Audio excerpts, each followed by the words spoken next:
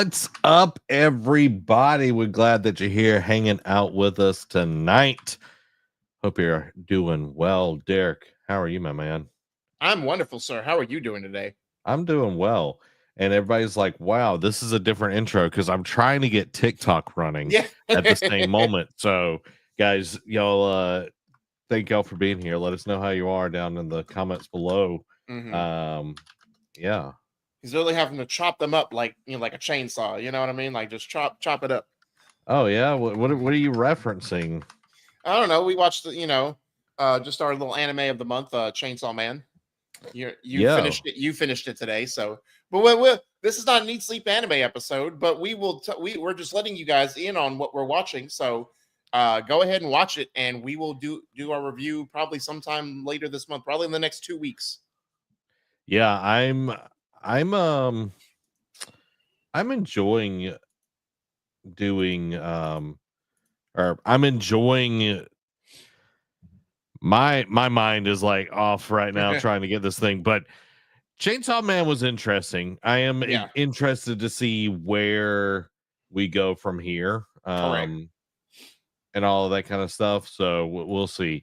I don't think we're going to be live on TikTok tonight. Oh Someone's no. being weird, but that's all right. That's it's Par for neither the here course. nor there. We'll do it Here, live. we'll do it live, y'all. We'll do it live. You know what I mean? Mm-hmm. But yeah, but solo leveling is great. Yeah. Can't wait to I mean? just binge it when it's all dubbed. Oh man, you gotta jump in now. You gotta jump in now. Nah. You gotta get in there, dude. You gotta get in there. I want to hear Alex Lee like just go berserk like he did in season 1. He's doing a good job. I went back today, like I was in the gym this morning. I finished Chainsaw Man, and by the way, I'm going to the gym. I'm saying it, so I'm accountable here. So starting your New Year's resolution a month late, but you know what? Better late than never. I'm getting my act together. That's also fair. You know what I mean? It's like, all right, I'm gonna be healthier and that sort of deal. But anyway, I finished Chainsaw Man. I was riding the bike, and then I was like, well, I'll just watch I watched Solo Leveling with the English dub and everything. So and I just started that one. Good. So but yeah, dude, I'm excited for that. Everybody let us know how you're doing down in the comments below. Amy says, doing well, just finished Mob Psycho the other day, and it was really good. Derek, you need to get on Mob Psycho, bro. Oh, it's let's see, hold on. It's like 5 years from now. No, funny you should say that, because literally the anime I'm watching now, I'm watching an anime called Noragami.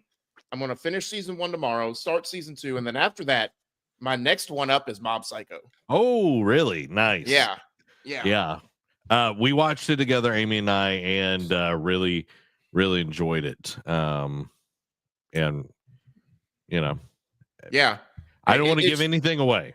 Yeah, no, I'll say I will be there shortly. You know what I mean? Probably the next week. Yeah. So okay. Yeah, right now I'm just kind of like trying to find something else to watch. So since you finished the masterpiece that is Attack on Titan. Yeah, and thankfully every week I am getting solo leveling, so that's a nice. Highly better. But once solo leveling's over, then you're going to be in withdrawals. Like, well, dude, I am like tearing through the manhwa. Like I am eating through the manhwa. I just finished like book 10. Oh wow! Yeah, so I'm. I have an addiction. Seems like you are. 1,000%, dude. Like it gets so crazy.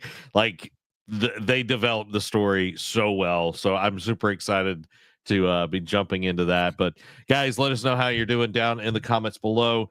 We're talking about anime right now, but this is a video game podcast, so let's jump into it. This week in gaming, Ubisoft doubles down on live services and open world games. Sony struggles to launch their live service games, and greedy corporations are apparently still a thing in 2025. Who would have thought that? Guys, this is the Nerd Cave News. I am one of your hosts, Zach Dykes, joined by my good friend and co-host, Derek Daniel. What up? Guys, we're so glad that you're here. Passerby, welcome to the stream over on the vertical side. Derek, I got to ask, what you been playing? Well, funny you should ask, because it's the same game that you streamed on Tuesday for a good couple hours. I actually, with work and everything, and with training I've had to do at other stores, I couldn't download it beforehand, but I downloaded Avowed the other night and started Nice. playing it. I played some more today. I'm still in like the intro level, I guess you could say. I'm pretty much going. I'm doing my typical open world thing. As side quests pop up, I'm trying to do those. I'm trying to go to the what mission is it? It's like the second one you go to, or the main one you go to. Are you after finding reach Are you finding like the Empire dude, and like are you like you've already? It's like the first. It's like the second mission you get there after you hit Northridge, or after you leave Northridge. Okay, so you're trying to find, like, he's not the envoy, but he's essentially like the ambassador. Are you? Yeah. Have you? Yeah. Okay, cool. I'm trying to. That's my next mission. I'm trying to find him. Okay. So, but it's Obsidian. This is done by Obsidian, the people who've done Fallout New Vegas, the South Park games. I've also done like recent like Outer Worlds. So Outer Worlds. they've cut their teeth on the RPG sword, so to speak. And this one, you see it in the beginning with the character customization, and I appreciate it, but it's also like I don't have time. It's also stuff not for me. Like the deep customization elements, like how much you want to raise the eyes, how much you want to make that, how deep you want to make the eyes, the eyebrow raising, like the facial features. Like it's all very cool. It all is very deep for those RPG nuts. It's not for me. I just like I'll mess around with some of the presets, but I'm not going to go deep into like the character customization build. I did make what was it, the War Chief as my background. Or the war veteran as my background. So what is it? So the most intriguing part is the dialogue options, because some of them pop up like with intellect, dexterity, or like some attributes, and then some pop up with your character class. The character class, I could feel like it's more of like how your character comes across, or like pretty much like me as a war chief, like I come across like very blunt, very strong. Like I've seen a lot of things, so I feel like that it's not intimidation, but it like sets the tone. It's like, hey, I've seen some stuff, don't mess with me type thing. So I feel like that's what it is. Now the other parts, like when it pops up like with intelligence or whatnot, I haven't really figured out what that kind of does, if that has any like play on your character build, so to speak. Or so that's going to be like in your attributes, not your skills. okay. The more points you have in there, it will open up different potential lines that you could have. I got you. So there are some that are grayed out and like no dialogue. So I'm assuming it's not high enough to unlock that option. Bingo. Got you. Okay. That makes sense then. That makes total sense, because I thought it was just like the character says nothing. I'm like, I don't know why that's an option, but sure. But like the character dialogue like is very well done. I feel like, I know Outer Worlds kind of expanded upon it, but like unlike with Fallout and like Skyrim and Mass Effect, like there's not really a karma system, at least yet, that we've seen. The combat, I feel like, and I've seen reviews talk about this and like people who previewed the game before launch, the combat is nothing to write home about. Like it's very simplistic, but it's also fine with me. Like I don't want an overly obtrusive, like I'm sure as you level up, gain more abilities, because I did learn, the dual wielding part is pretty cool. Like obviously like some weapons like a heavy axe or like a bow and arrow will take both your hands to use, but like I'm dual wielding a spear, which is like pretty much one of the first weapons you pick up in the game, and I found a grimoire, so I'm using that in my offhand, so I'm casting magic in between doing spear thrusts.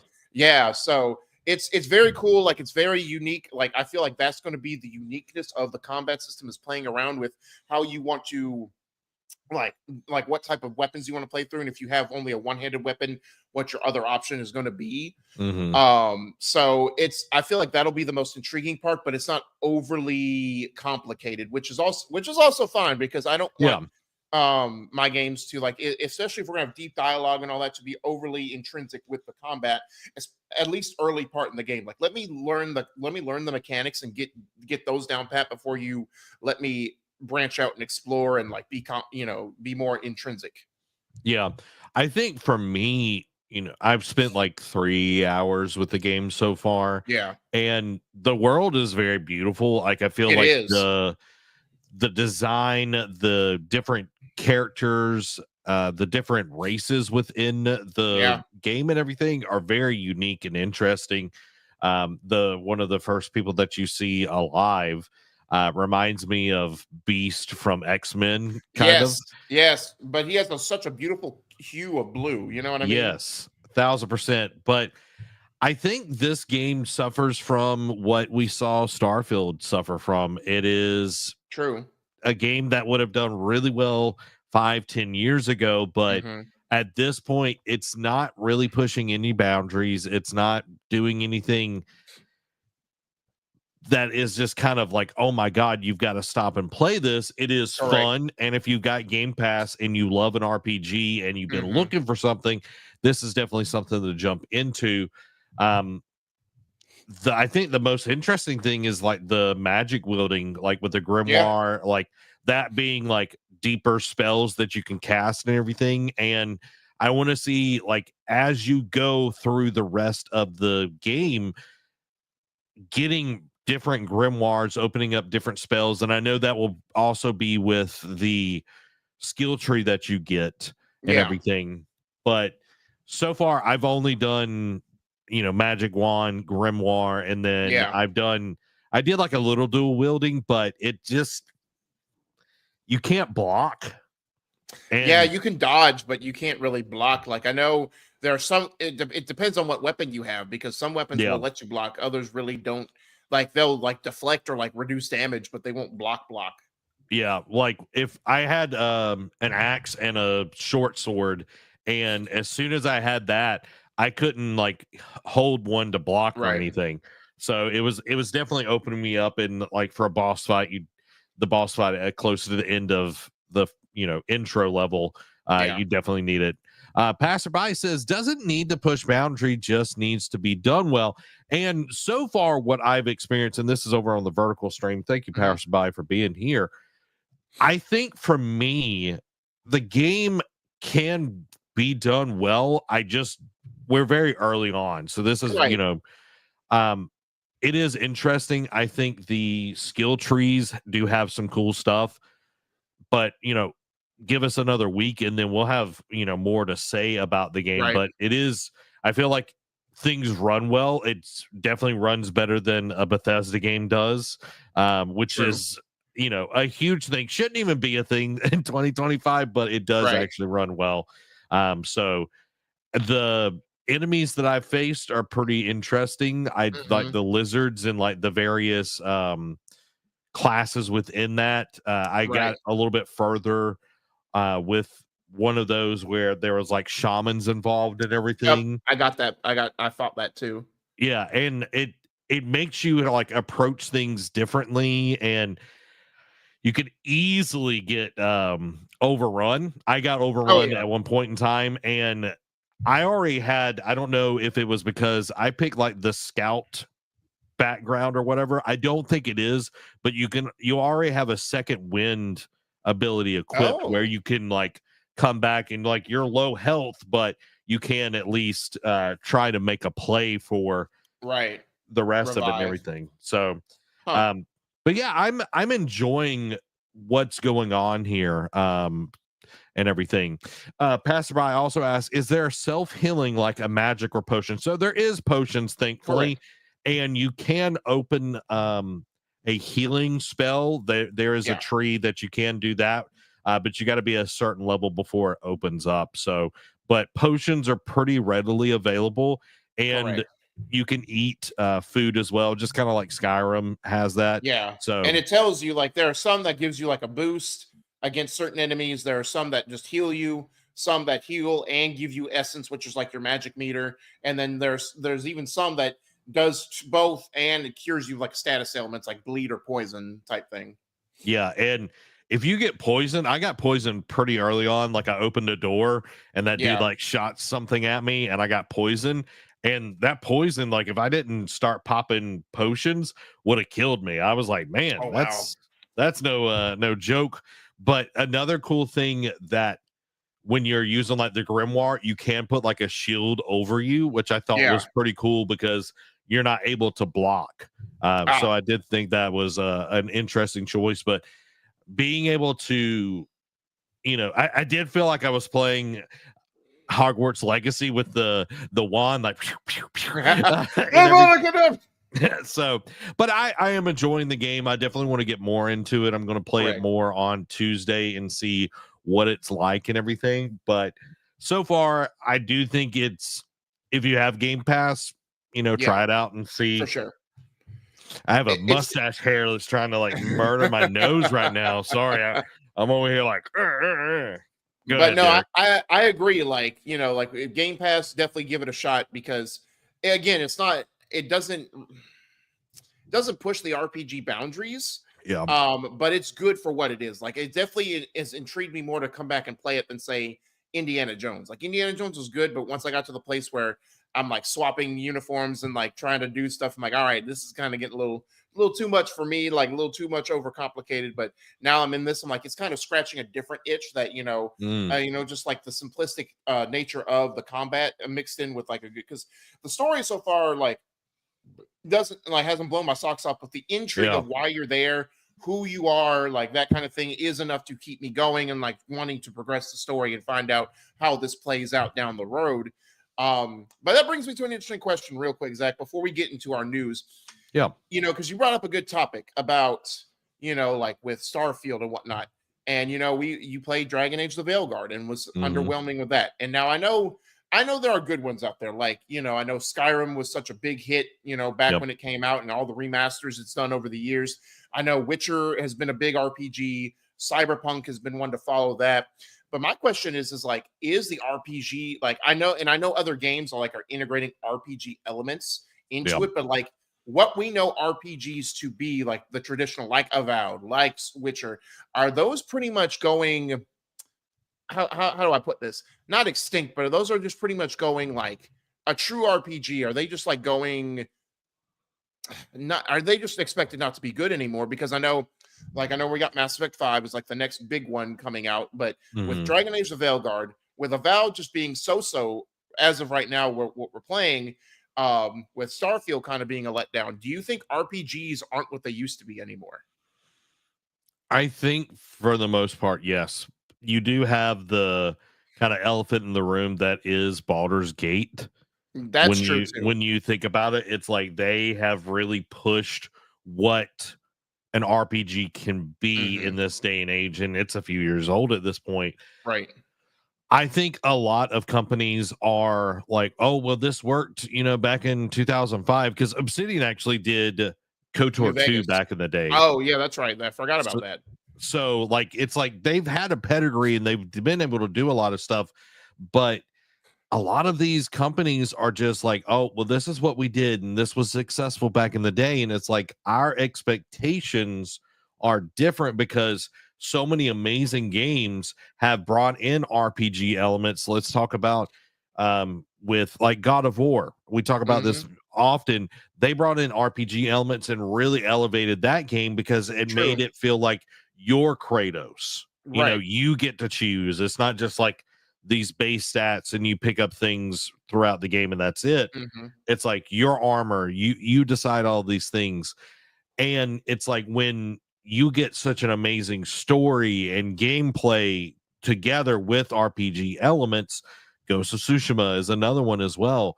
It's like when you get that and then you come back to an RPG, and I'm not Hmm. talking about Japanese role playing games, I'm talking about Yeah. like Western role playing games because Right. I feel like JRPGs are Oh yeah, for still sure. pushing ahead for sure. But when most Western RPGs are just kind of regurgitating the same kind of gameplay loop, the same kind of story structures, fetch quests, that sort of deal, Hmm. it does kind of hinder what we need to be seeing in the genre. And somebody would ask me, what would you want to see in, you know, an RPG? And I would point to something that has a little bit more streamlined story.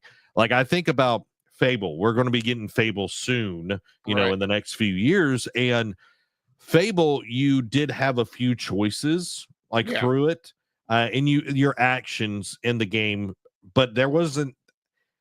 I don't, at least Fable 2 and 3, I don't remember a ton of like dialogue options. Like you could pick some stuff, but I don't remember off the top of my head. But it Right. was more of like what you did, and the story was kind of there. And then what you chose kind of navigated what would happen in the story. So it Hmm. wasn't just you having to read a ton of text. True. And that's what I feel like. It's like, okay, yes, I'm fine with, having a bunch of text and, conveying it with that side of things. But when that's at the end of the day, the only thing you're going to do, it gets kind of boring, True. and I think of Sea of Stars. Sea of Stars is an amazing RPG, and it Right. doesn't even have like it has amazing graphics. I am not knocking Sea of Stars here, Hmm. but I know the budget for Sea of Stars compared to Avowed or Starfield, nothing. Correct. It's like peanuts compared to that. And I loved Sea of Stars. I was Hmm. enthralled with Sea of Stars because it was just so interesting from a story aspect. And I Hmm. like we're sending an envoy to this place, and there's this Dream spores. Surge. I literally felt like I was playing Last of Us, but in medieval times. Right. That's fair. Especially like when the character creations, like the flowers, just like some of the later ones you can pick for as like your character creator, Yeah, like the just God covers your face. touch.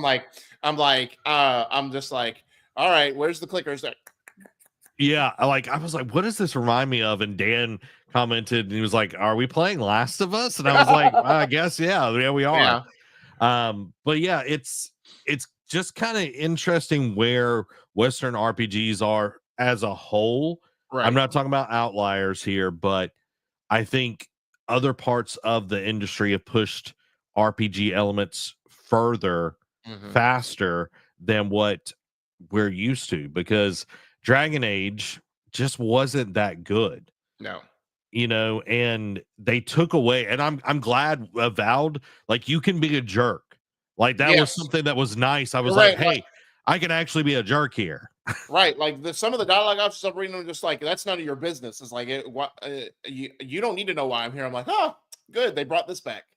Yeah, and that was such a nice touch after playing Dragon Age, where it's like, I'm going to be a little stern with you. Right. It's like, It's like, no, I want to be a jerk to people. correct. It's like I want to do that. And there's like a girl in a jail cell in I was the literally about to bring that up too, because you can downplay that if you want to, because like Beast literally like is trying to like instigate situations like don't trust her. She stabs you in the back, blah blah blah blah blah. And I'm just like, yeah. calm down. Let me make my own decision here. Yeah, and like I was literally like, all right, I'm gonna leave you. And then I Yeah. found the key and then I opened it because I was gonna attack her. And then it was like, oh, you can't attack her. And I was like, come on, like let me fight her. You know what I Right. mean? So, but it was nice to be actually able to be mean and everything. Passerby Yeah. has a comment over here. I remember Fable back in the day, some consequences. Yeah, there were smaller things, but it definitely felt, I don't know, it just felt more streamlined. Like I wasn't having to read a ton of text. Like I was actually getting Right. delivered things. It's like the mix of, oh, I got to read a ton of text, or it's all put there for me. And even, Right. I don't know, it's just an interesting place we're in, and we're just gonna have to see where we go, because people keep making dumb decisions, just like CEO Yves Guillemot says Ubisoft plans to focus on open world and live service games at year after year. Ubisoft CEO Yves Guillemot has confirmed that the company is doubling down on open world action adventure and live service games. During a Q&A following Ubisoft's latest financial results, Guillemot revealed significant investments in a big pipeline of products centered on these two genres. with plans to deliver new titles every year. In the short term, Ubisoft is gearing up for the launch of Assassin's Creed Shadows. Next year, the company has major plans for Rainbow Six across all platforms, Anno 1117 Pax Romana, and The Division Resurgence on mobile. More details on fiscal year 2026 will be shared by May, but Ubisoft is clearly getting big on open world and live service experiences. My first reaction is no surprise, like especially on the live service games. They've been doing this for years now, but the open world games, here's my thing. Like, don't do it just to do it, because Ubisoft used to be king at that. Like, it was like the peak was like Assassin's Creed 2, Brotherhood, Far Cry 3, like Ghost Recon Wildlands was really good. And that's, you can argue like, well, Odyssey, Odyssey and Origins were like the last great open world games that they did. Like, and I know those are more skewing the open world RPG genre of the games, but they're open world games nonetheless, and that's where they last peaked, and that was several years ago, like 7 years ago at this point for Odyssey, and they just have been mundane, like checkbox, like let's just make a open empty world for you just go through and have some few encounters, and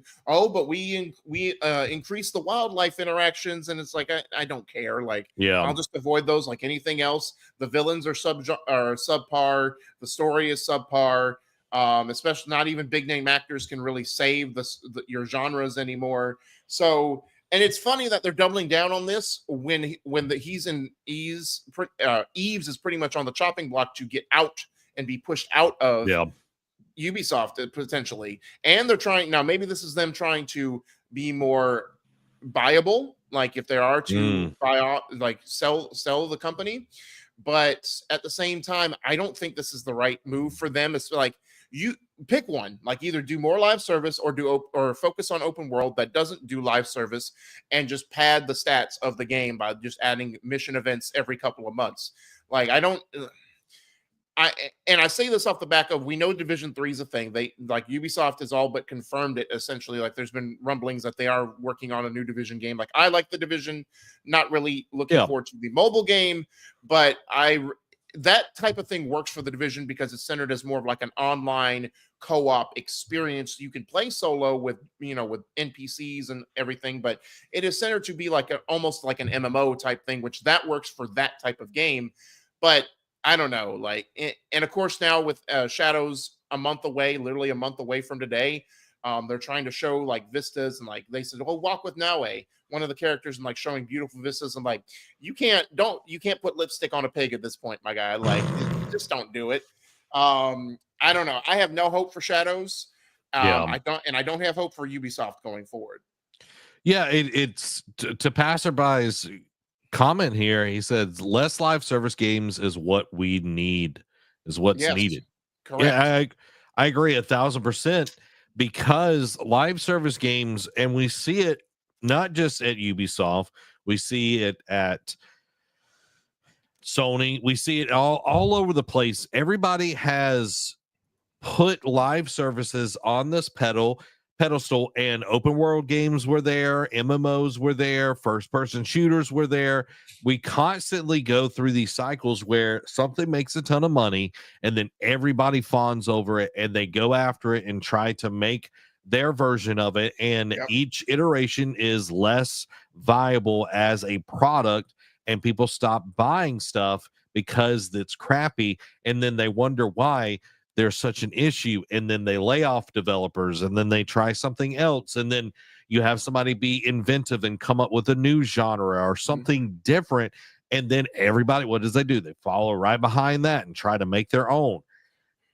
And not to bury the lead, and you also have instances like we'll talk about later in the show of where live service games succeed and they still lay you off.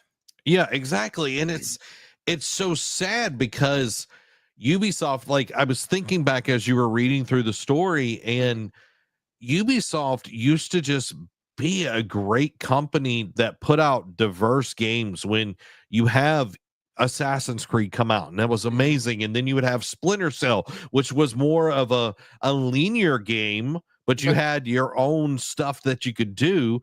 And that was such a juxtaposition of those two types of games. And then sprinkle in some unique creative art, like with Child of Light, Valiant Hearts, Rayman. Yeah. Like that. When they were Ubisoft was at its peak when it was fighting off Vivendi for its life. You know what I mean? Yeah. Like when their back was in a corner, they were the most creative. They actually cared about the product of games they were putting out. They actually, cared about what the gamers wanted to play. But then after they fought off Vivendi, it was the turning point where it's like, all right, we ain't got to try anymore. We're just going to slap our logo on it and you'll buy anything, or just slap like the hot titles like Ghost Recon, Far Cry, Assassin's Creed, and you'll just buy it. And people were like, no, that's not the case. Yeah. Like you may have a hit every once in a while. Like I know, what was the game that came out last year? Lost Crown. No, well, Prince of Persia, and then Assassin's Creed Origins, or not Origins. Mirage. Mirage, thank you. Yeah, Mirage was actually a solid game as well. Like you may have a hit every once in a while, but then it's like they just do a 180. It's like, huh, that was a cool thing. We're not going to revisit that, or we're not going to continue off the backs of that. Yeah. We're just going to keep doing what makes us money, or what we think will make us money. Yeah, and the open world, it's just filled with trash most of the time. Go collect a feather or a parchment thing or whatever. And when you look at it, it's like, how can y'all not see the writing on the wall? Like it's not going to do anything. Just tone deaf to what your fans want. Yeah, and one thing that is kind of exciting, like I know Rainbow Six Siege has done really well. I know that there's rumors that we're going to get a new Rainbow Six Siege of some sort in the next year or something like that. Yeah, I think they're going to do a full unveiling. It's in the quick hits. They're going to do unveilings at the Rainbow Six event soonish. Yeah, so we're getting that, which is going to be interesting. But think about Skull and Bones. It's like we constantly, like, they've got so many things out and no one is playing anything. Correct.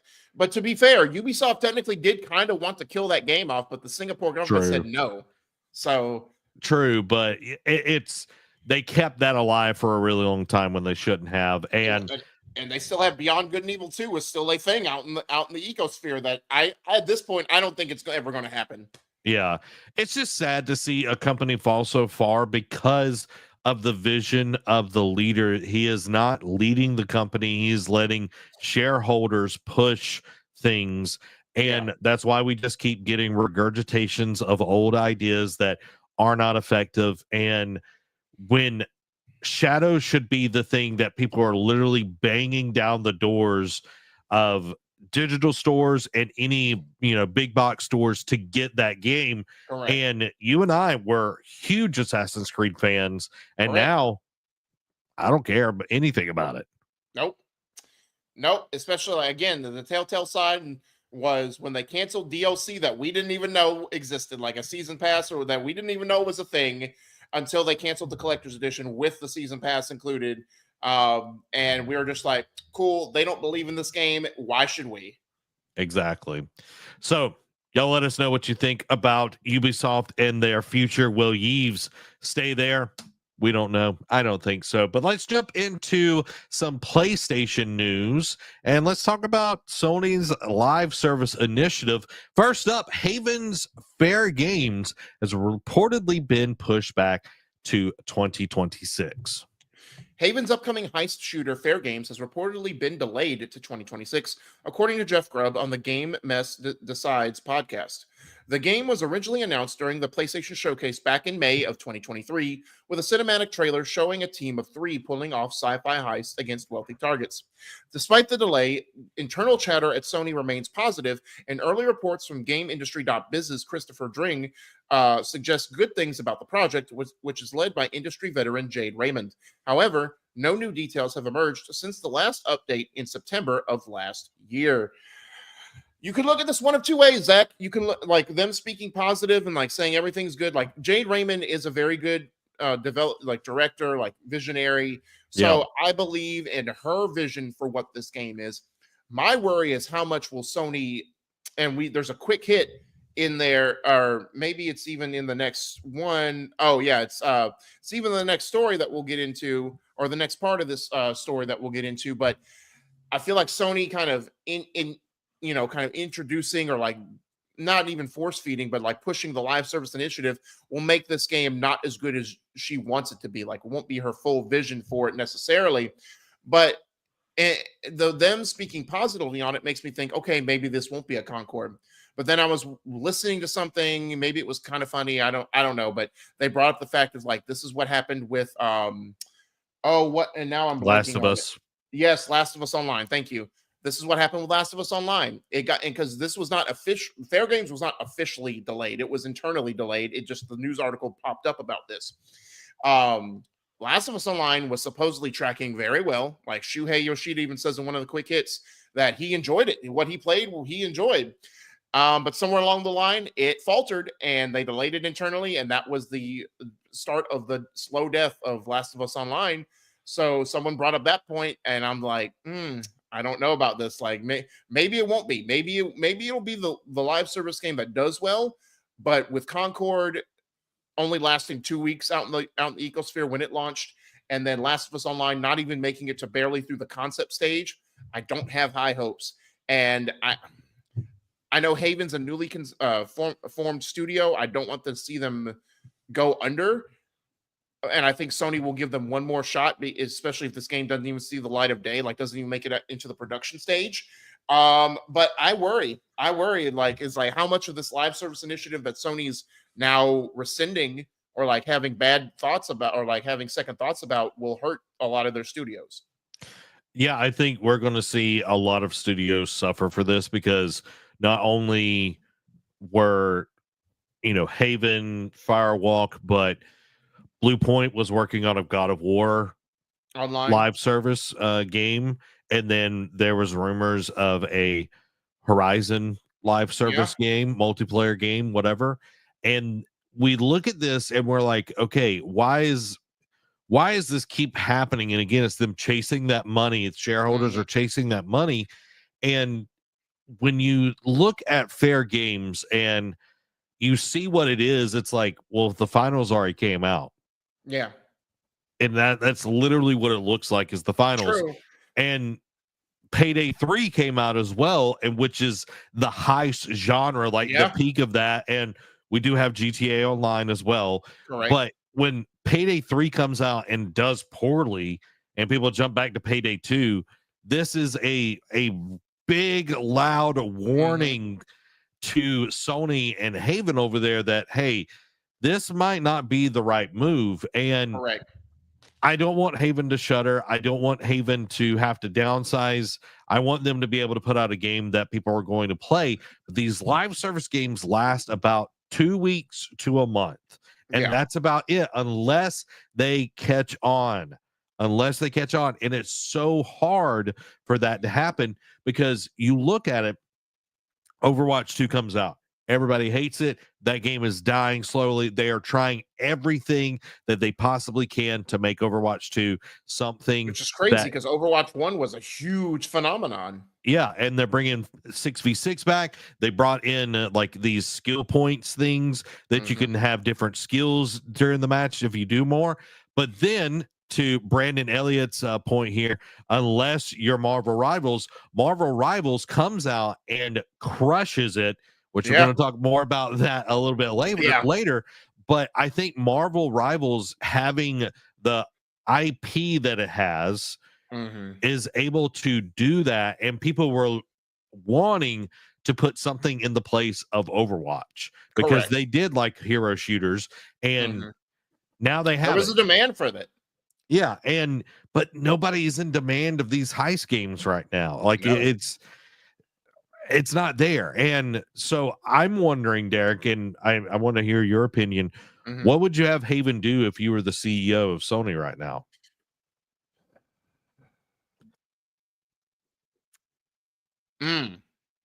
Well, I would focus on I feel like since this game was shown off in 23, it's already well into production. I feel like it's too late to pivot, but I would definitely go away from whatever live service elements and just focus on making it a good multiplayer game. Like, don't focus on like what the long tail is going to be for it to like the longevity. Like that could come in over time. Like it's one of those things. Is like the longevity will be there if you give players a reason to come in the door in the first place. So Yes. I would have them make sure that all the elements at launch, like it's a stable game, it's not a broken game that you have to put 40 patches in the first couple days to make it even playable. And just focus on that, because it's too late to change the genre. Because I mean, if I was in the early concept phase, I would just be like, don't make a looter or like a heist genre game. Like do Yeah. something different. But you also kind of have to be careful, because you don't want to put it in, because it's also trying to be futuristic as well in a sense. So you don't want to go in that Destiny realm either, because they already have that with Yeah. Bungie. And we saw Concord try to do that, and that did not work. Yeah. For other reasons, but that was all. It didn't help that either. So I would still tell them to, like, hey, maybe don't focus on what you're going to do post launch. Focus on how you're going to get people to make sure your game stands out at launch. Yeah, you have to stand out at launch, and then pushing it back. We are expecting that Marathon comes out this year. The Bungie's got to put something out. That's my Yeah. thought, is like we will get Marathon this year, but I think that's going to be bad as well. But I do feel like the gameplay will be exceptional, because Bungie is always really good at their gameplay and gun mechanics and everything. Yeah. But for Haven, I do feel like if we're going to go with the high shooter, it's got to be something that is going to be exceptional. I don't Right. know if we necessarily go with heist plus different classes, kind of like the finals. I think Mhm. if you make it more of an arena shooter with a heist element, that will be cool to have something Yeah. like that. But I do feel like it's probably going to be class based, kind of like finals and everything. But you look at something like Splitgate or Splitgate 2, very interesting, taking a formula that is, even from Unreal tournament and Yeah. everything, and turning it up and making a very interesting game that people loved. I loved playing the original Splitgate. Can't wait to play the new one. And it's like, I feel like Sony doesn't really know what this should be, and I hope that they figure it out, because I want Haven to do well. If push does come to shove, I think making Haven into something else might be the play. Yeah. Having them potentially work on some franchises that have gone dormant would Yeah. be an interesting way to do it. Maybe we get our next Uncharted from them, or Jack Mm. and Daxter. Like, I know they're Mm. talking about making more like family games and Yeah. everything, like bringing that back and doing those things, because Insomniac can't make all of the games for No. Sony. No, Somebody's or got to Team do of so something. and someone's got, Team Asobi. I don't know what they're going to do after Astrobot. I think they're just going to double down on Astrobot. Yeah, But so it's like you need to have some interesting things come out. And if this doesn't work, I think there is potential of doing other things that actually will sell well, and that PlayStation is valuing right now. And that is right. from the success of Astrobot. They want to see people to play more family games. So only time will tell. But let's jump into the second part of this story. Shuhei Yoshida, full of grace, says Sony wasn't forcing its studios to make live service games. Former PlayStation president Shuhei Yoshida has shed light on Sony's live service game push in a recent interview with Last Stand Media's Sacred Symbols Plus podcast. Contrary to popular belief, Yoshida revealed that Sony hasn't been forcing its internal studios to make live service games. Instead, studios saw Sony's emphasis on live service as an opportunity to get their projects approved more easily, according to Yoshida. When studios, quote, when studios see the company has a big initiative, they understand riding on that gives them a better chance of getting a project approved and supported, end quote. This suggests that while Sony prioritized live service games, studios pitched them voluntarily to align with company goals. This clarifies that no PlayStation studio was, quote, forced into live service development. They simply adapted to Sony's strategic direction to secure project backing. Here's my thing. Forced. Correct. Here's my thing is like, the counter argument is in the writing in that article. Yeah. Yes, they weren't forced to do it, but if they wanted their project greenlit, they had to comply and jump on this initiative. Which, Yep. yes, that's any studio, like any studio, any Any corporate, especially when you have business. any business, any big corporation that makes this pivot. Like I know, GameStop, whenever they did these big initiatives or like pivoted to focus on this stuff for this quarter or this stuff for the year, we all had to jump. We didn't have we couldn't, we could be dragged kicking and screaming, but we still had to comply. And for studios to, just the thought of studios, again, like they weren't forced to do it, but if studios had the idea to be like, oh well, if we are guaranteed to get our project greenlit, we have to do it this way instead of just making the game they wanted. Unless you're Team Asobi and just do Astrobot, like yes, they are still doing live service elements, like they're putting out an extra level for the next 5 weeks starting last week, like so they're doing new levels and whatnot. So it is a live service element, so to speak. But unless you're Team Asobi and just put out Astrobot and saying, we don't care, we're just going to make a fun game that's going to win Game of the Year awards, plural. Like if your fear is your project not getting greenlit and so you have to comply, that's still in a way being forced. They're just playing the mental game. So, but the only difference is Sony's not pounding on your door saying you will do this or we're closing you down. You're like basically threatening them. Yeah, and you think about it, Derek, and what console is selling like hotcakes right now? The PS5. Well, there's another one that's been selling like hotcakes. Maybe not right this second, but another one from a different company that's not Xbox. So which one would that be? Switch. Yeah, the Switch. And guess what the Switch doesn't have? Live service games. Exactly. Go figure. And you see every time Redfall, crap. It was live service, online, all of this kind of stuff. And it's like, okay, we're not forcing you to do this, but we highly suggest it. If you want to get funding for the project, it's corporate speak. It's just basically giving them an out to basically not be the bad guy.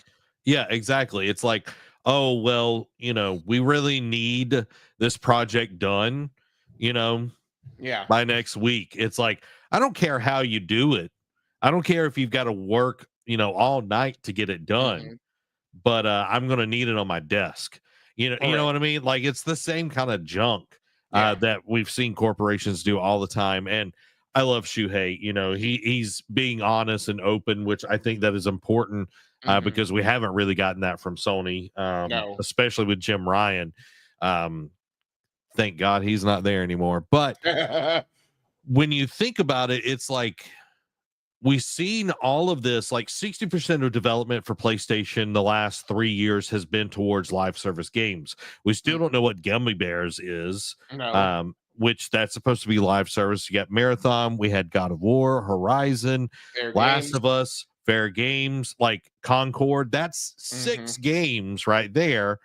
That whatever are live Sony service. Ben's project was supposed to be. Yeah, and it's like, okay, you're telling me one thing, but your actions are different. Correct. That's incongruent. You know what I mean? That's like when someone's lying to you. You know what I mean? It's like, oh, I really love that shirt, Derek. It's great. Yeah. You know what I mean? But it'd be better if you wore this color. Yeah, it's like, I don't know. It's just very interesting. Passerby says, Sony just keep on giving me more reasons to ditch them. Yeah, like hopefully the corporate side of things will chill because their games are good. But it's hard sometimes. Joe says, catch a line to align with company goals. Yeah, gosh. Yeah. You gotta love that. You gotta love that. We've updated our policies. Please read them. Yeah, it's like, it's highly suggested. Yeah. We're not forcing you, but yeah. Just like we're not forcing you to subscribe to the NerdCave News on podcast services around the globe and, of course, on YouTube, but we highly suggest it for your best interest. Which you kindly. Yeah, it will align with our goals to help grow this channel. And, you can check us out on Apple and Spotify over there. So, just go ahead and do that and comply. And you're not forced to do it, but we do highly suggest it. Wink, wink, nudge, nudge. You know what I mean? Proverbial gun in the back. Yeah. It reminds me of that. Oh gosh, what is that? John Wick, where it's like the one person and then it's like another person behind with a gun, and then it's like keeps going. It's the same thing. It's like the low man on the totem pole is going to get it for sure. Which that brings us to NetEase lays off Marvel Rivals director and multiple members of the Rivals team. Since its release, Marvel Rivals has surpassed 40 million players and topped the global's top sellers chart on Steam in December of last year, with 10 million users joining in the first 3 days across all formats. The game's momentum continued into the beginning of this year, dominating the charts during Season 1 in January. During the same period, NetEase Games reported a 2.9 billion with a B in net revenues, marking a 1.5% increase year over year. Despite this massive success, NetEase recently laid off Seattle-based game director Thaddeus Sasser and his entire team. Sasser expressed his disbelief on LinkedIn, stating, quote, "My stellar, talented team just helped deliver an incredibly successful new franchise and were just laid off," end quote. NetEase has not provided an explanation for the layoffs, leaving many questions on why such a successful project would face cuts. Excuse me. The move is even more perplexing considering Marvel Rivals' continued popularity, highlighting a troubling trend of industry layoffs despite strong performance and commercial success.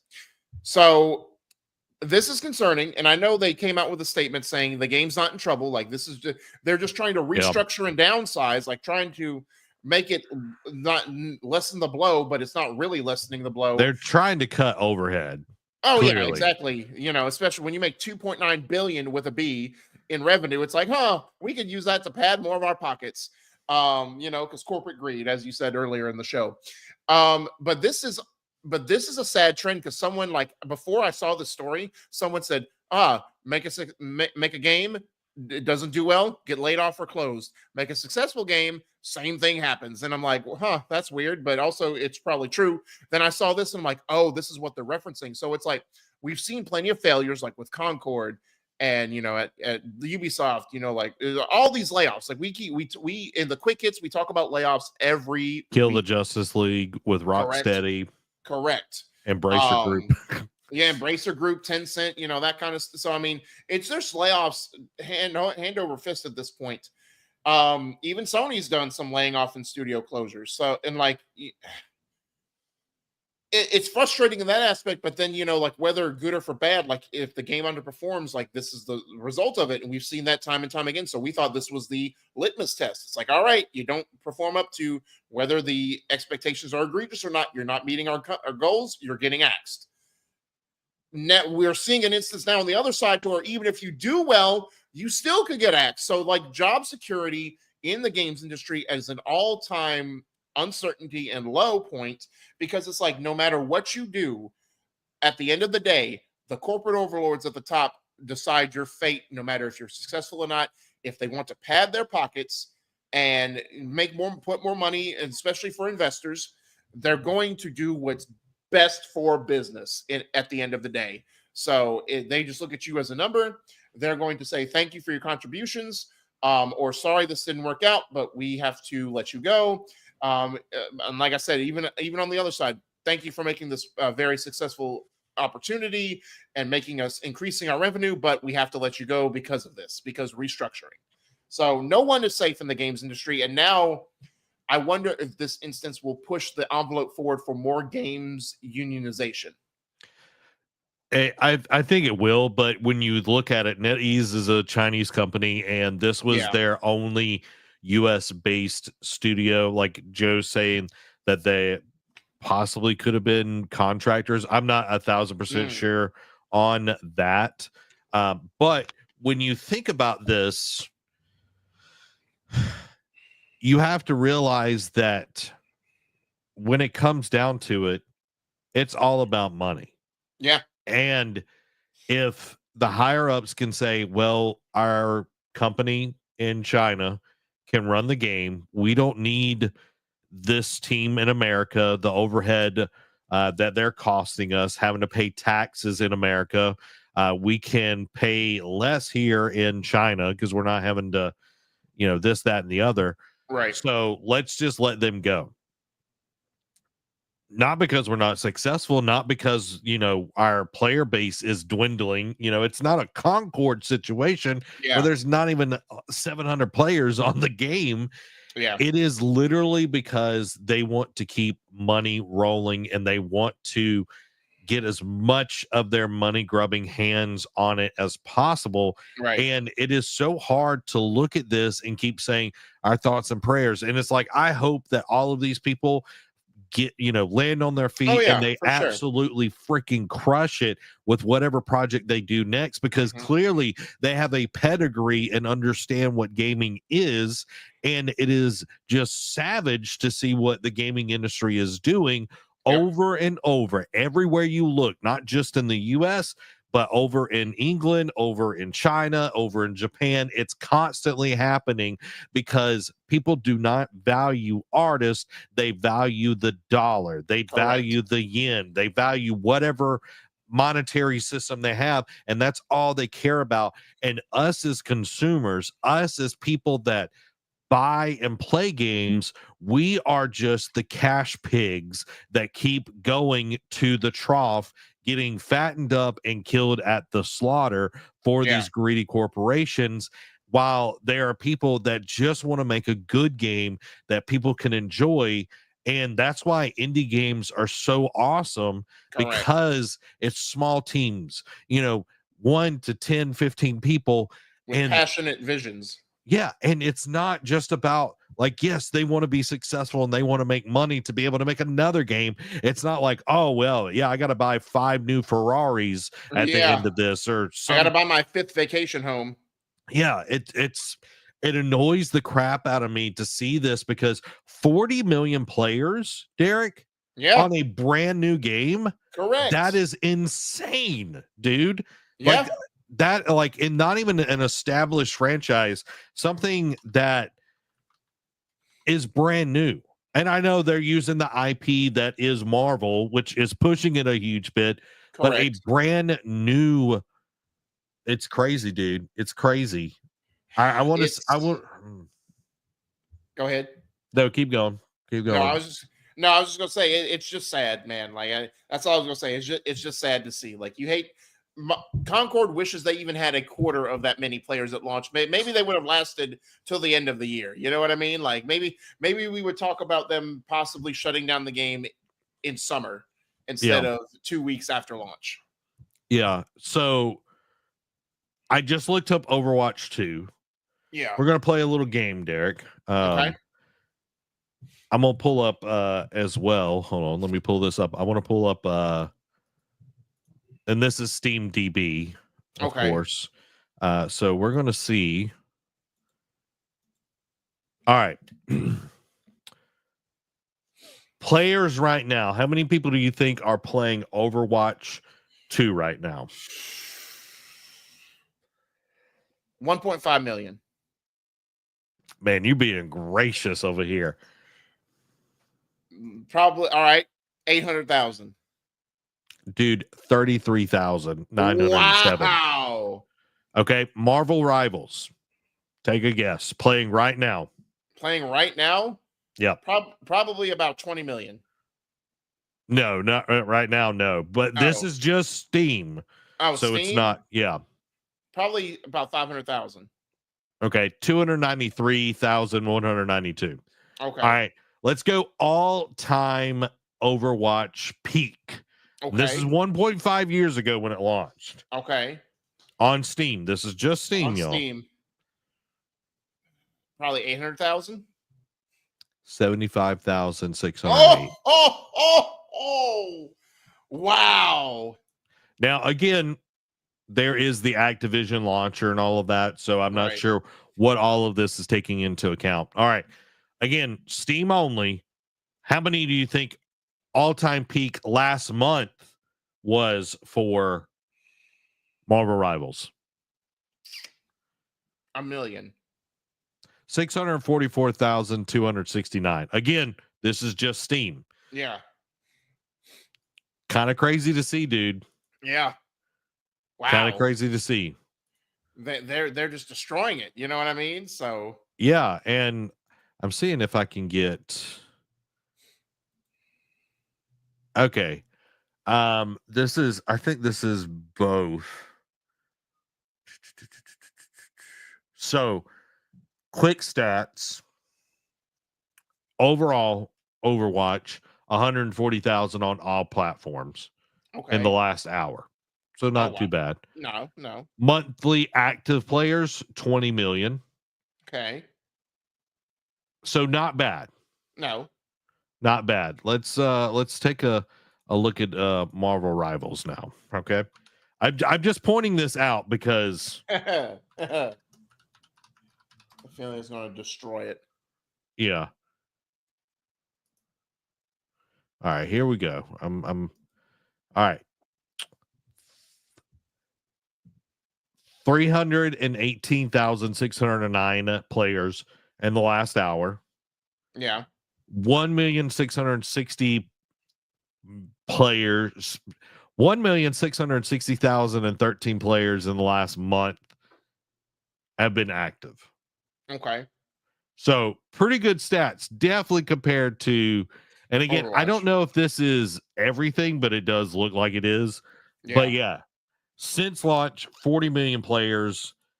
In the first month, they had 10 million players, and they have a pretty. Pastor Brian's like, you're not very good at this game. No, I'm not. Well, it's like I don't play on Steam, so I'm not good at with the numbers on there. You know what I mean? So that's part of it. But yeah, I'm not good at that for sure. Like, yeah, there's a reason I don't play guessing games. Like how many jelly beans are in the jar? Nah, I don't do that. Well, and it's just interesting the juxtaposition of the two games, and Yeah. Marvel Rivals is crushing it, and Overwatch is, having a lot of issues. But Derek, guess what? You don't hear, and now I'm going to say this, and I'm not 1,000% sure, so this is my opinion. I don't know how many people got laid off from the Overwatch team from Activision Blizzard's layoffs. Yeah. But you don't hear Overwatch laying off a bunch of people. No. And they're literally, their guts are on the ground, and Marvel Rivals is literally standing over their body. So I don't know. It's just crazy. Yeah, it is. So Yeah. and it goes back to the corporate greed aspect. It does 1,000%. That was a little bit of a tangent, y'all. Thank y'all for bearing with me. But yeah. Joe says, did you know that they added perks to Overwatch 2? Yeah, I saw that today on Play Overwatch, and if it's a little too late, it's too late to apologize. Yeah. Guys, it's time for the Patreon quick hits. And if you don't know what those are, they're brought to you by our wonderful patrons. They went over there to patreon.com/nerdcave and supported us. And you can do the same by going over there and grabbing your very own Nerd Cave membership to help us continue to make awesome shows just like this one. And you're helping support a 1.5 person business, guys. We make a lot of awesome content. If you're into anime, we also have an anime show called Eat Sleep Anime. We just put out episode 2 finally for everybody else. So it's finally out there, guys. Oh, only about, like 8 months too late, but hey, better late than never. It's still a good show. It's still a good show. Did episode 4 come out before episode 2? Maybe it did, Derek. Maybe it did. Hey, we can't, we run our own ship at this place. You know what I mean? Yeah. We can't help that Kevin embezzled money and, ran off and now is back. For like 8 months. Yeah. And he's literally doing nothing but eating Sonny's barbecue, and getting barbecue sauce all over the place right now. But I digress, guys. You can go over to patreon.com/nerdcave, support us, and it helps a ton. It keeps the lights and the mics on. Again, go over to patreon.com/nerdcave. And now it's time for the Patreon quick hits. Starting off, Hellblade 2 could reportedly hit the PlayStation 5 as soon as April. So it's looking like Hellblade 2 and Forza Horizon 5 could launch around the same time. Astrobot has started rolling out 5 new stages with one due out every week until March 13th. Hideo Kojima is a featured speaker at South by Southwest this year and will reveal new details about Death Stranding 2 on the beach. Peacock has announced that Twisted Metal Season 2 will arrive this summer. The 28th annual DICE Awards winners have been revealed, with Helldivers 2 winning big, but Astrobot takes home Game of the Year. Let's go. Ubisoft says pre-orders for Assassin's Creed Shadows are tracking solidly for now. Dynasty Warriors Origins has shipped over 1 million copies. Civilization 7 controversially will let you mix and match history, and not everyone loves that, but Firaxis says it's just moved historical accuracy around. Dungeons & Dragons live-action Netflix series is in the works and could launch a D&D universe. Let's not bring the universe shows back. Let's just leave them where they're at. Final Fantasy IX Remake and Final Fantasy Tactics Remake are reportedly still in active development. System Shock 2 Enhanced Edition has now been renamed to System Shock 2 25th Anniversary Remaster. Joseph Ferris, when discussing live service games, quote, "We will not have them, and I do not believe in them." Let's go. So that one I can get behind. Ferris also says on AI, it's bad stuff. There will be bad stuff and good stuff to come out of it. Elden Ring Night Reign's first closed network test session was riddled with issues, and From Software has apologized for it. Embracer Group's sales take a 22% drop, though Kingdom Come Deliverance 2's success has the company looking positively at the future. Okami 2 is being powered by Capcom's RE engine. Okami 2 is confirmed to be a direct sequel and is still in early development. February's State of Play reportedly had the most concurrent viewers of any previous State of Play. Secret Level Season 2 has been confirmed. Rainbow Six Siege X, the game's biggest transformation, including new ways to pay, but I put in parentheses play because I don't know if the translation messed it up, but it could also be pay, and along with major upgrades. Phil Spencer will keep putting PlayStation and Nintendo logos in Microsoft showcases, saying, quote, "I know it's not what everybody else is doing." Microsoft announces generative AI model Muse and claims it can help with game preservation. Half-Life 2 and Dishonored artist Victor Antonov has passed away at the age of 52. Marvel Rivals dev says there's currently no plans for PvE mode. Following that, the Rivals dev is open to potential future release on Switch 2. Neil Druckmann says he never plans for sequels, saying, quote, "That requires a level of confidence I don't have." Machine Games teases some pretty cool things following Indiana Jones and the Great Circle. Liquid Swords confirms layoffs, but will continue to work on new IP. Rumor, Rockstar is planning Roblox and Fortnite user-generated content for GTA 6. Jim Ryan gave Shuhei Yoshida the choice of leading PlayStation indies or leaving the company, and I'll touch on that in just a second. Shuhei Yoshida on what contributed to closure of SIE Japan Studio, saying, quote, "The AA market has disappeared," end quote. The Last of Us Online was played by Shuhei Yoshida, who says it was apparently great.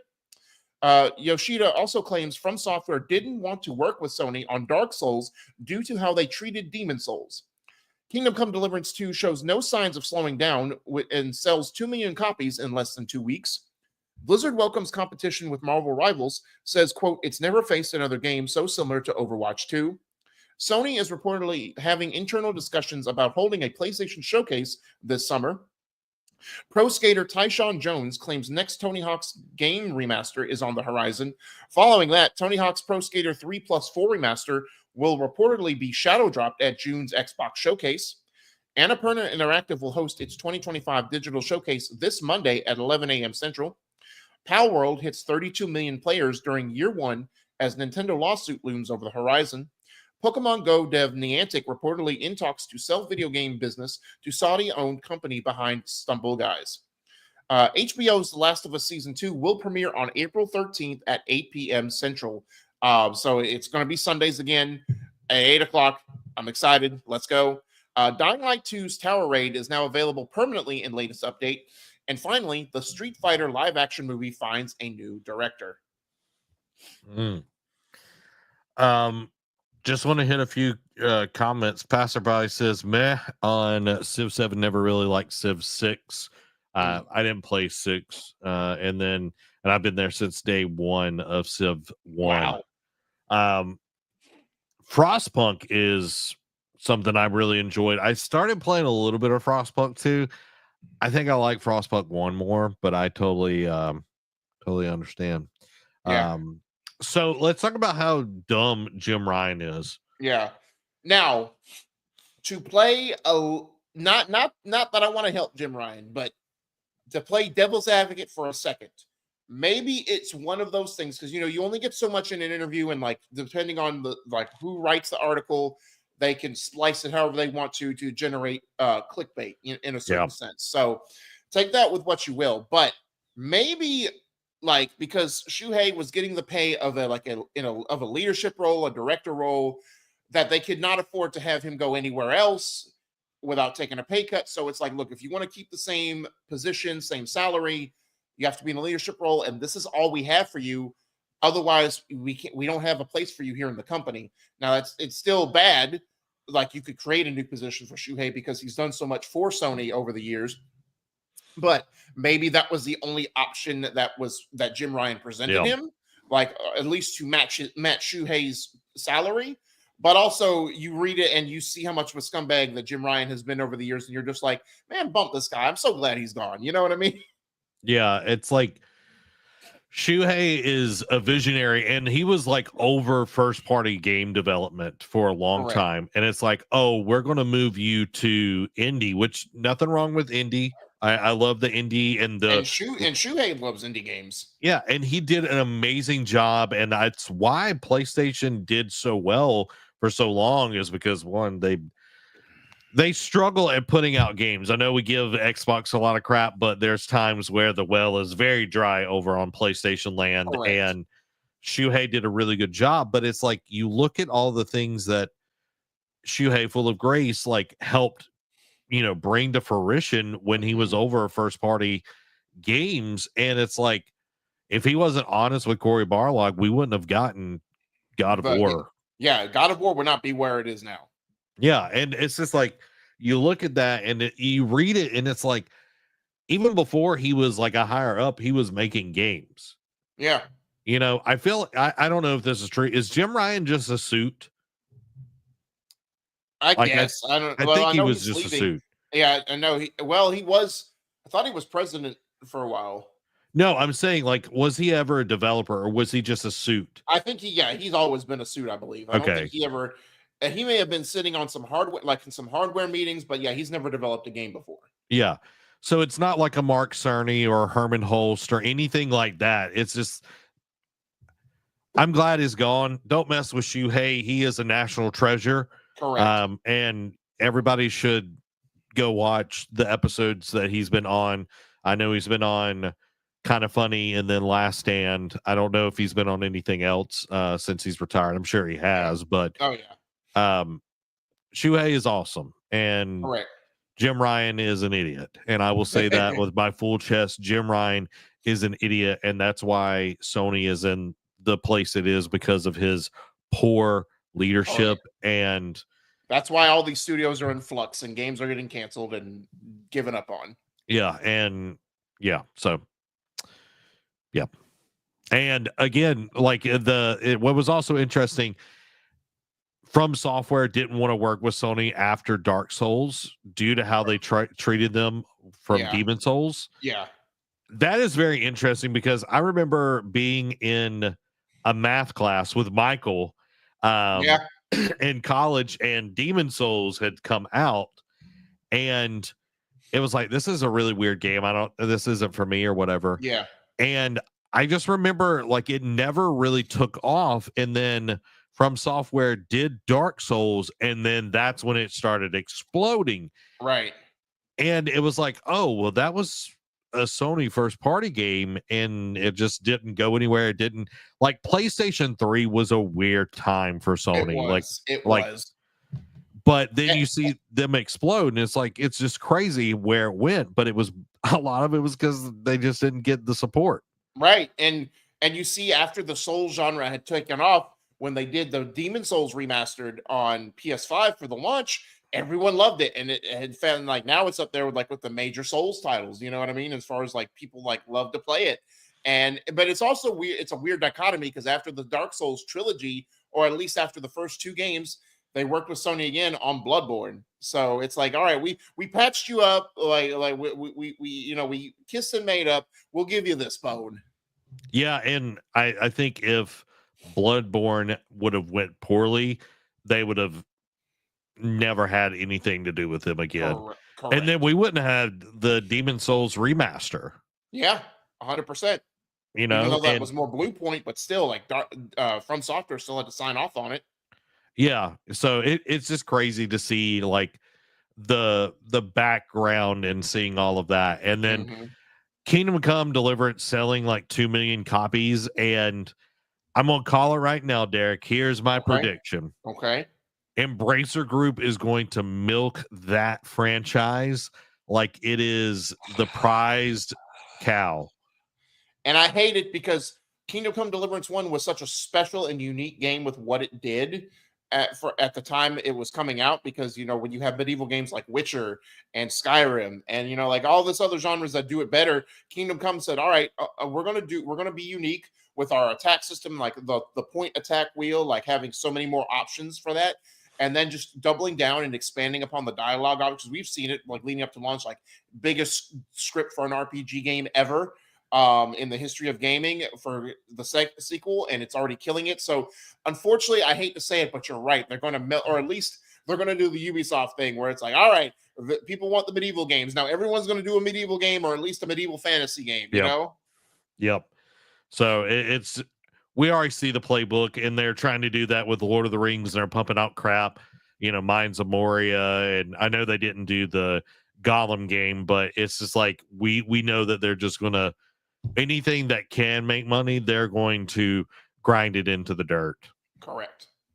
So, well, there you have it, everybody. That is our episode this week. If you liked it, make sure to hit the like button and share this with somebody else. You can find us over on Spotify and Apple Podcasts, as well as on YouTube. We have a YouTube podcast version of this, so you can go check it out, guys. Thank y'all so much for being here, and make sure to come back on Tuesday, where we're going to be playing some more Avowed, checking out, see what that game is all about, and of course, we'll be back next week. So, guys, y'all have a great one. This has been Zach And Derek.